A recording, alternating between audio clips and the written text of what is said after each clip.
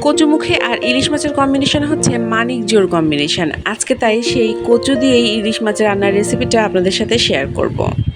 আসসালামু আলাইকুম বন্ধুরা, আমি সিরাজুম মনিরা আজকে আবারও চলে এসেছি আপনাদের সাথে অনেক গল্প করব আর একদম বাঙালি ঘরোয়া একটি রান্নার রেসিপি আপনাদের সাথে শেয়ার করছি।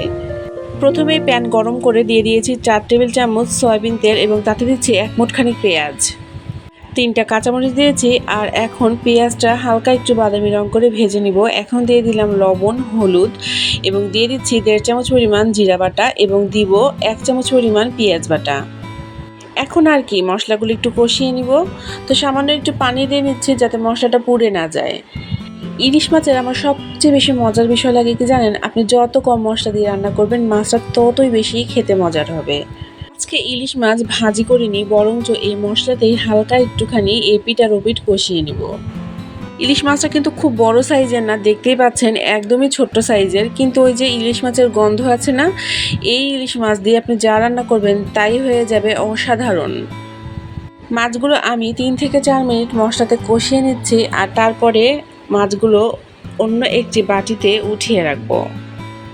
আমরা মেয়েরা যখন বাবার বাড়িতে থাকি তখন একরকম রান্না শিখি, আর যখন শ্বশুর বাড়িতে আসি তখন পুরনো রান্নার রেসিপিগুলো ভুলে আবার সেই একই রান্না নতুন আঙ্গিকে শিখতে হয়।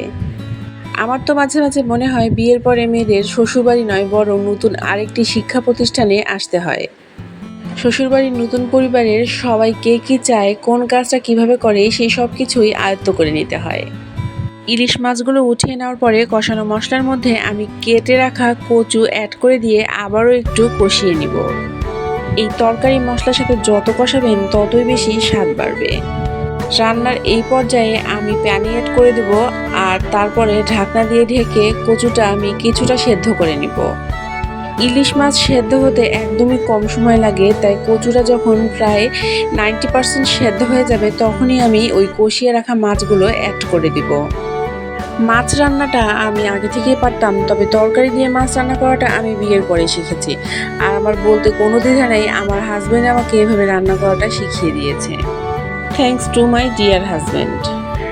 মাছগুলো অ্যাড করে দেওয়ার পরে আমি আবারও ঢাকনা দিয়ে ঢেকে 5 থেকে 10 মিনিট ফুটিয়ে নিব আর তারপরে কিন্তু আমার রান্নাটা একদম তৈরি হয়ে যাবে। রান্নার এই পর্যায়ে আমি ছড়িয়ে দিচ্ছি কয়েকটি কাঁচামরিচগুলো আমি চিড়ে নিয়েছি। আপনারা দেখতেই পেয়েছেন আমি প্রথমে 3টা কাঁচামরিচ অ্যাড করেছিলাম আর এখন আরও 3টা অ্যাড করলাম। আর আজকের রান্নায় কিন্তু আমি কোনো রকমের শুকনো মরিচ ব্যবহার করিনি।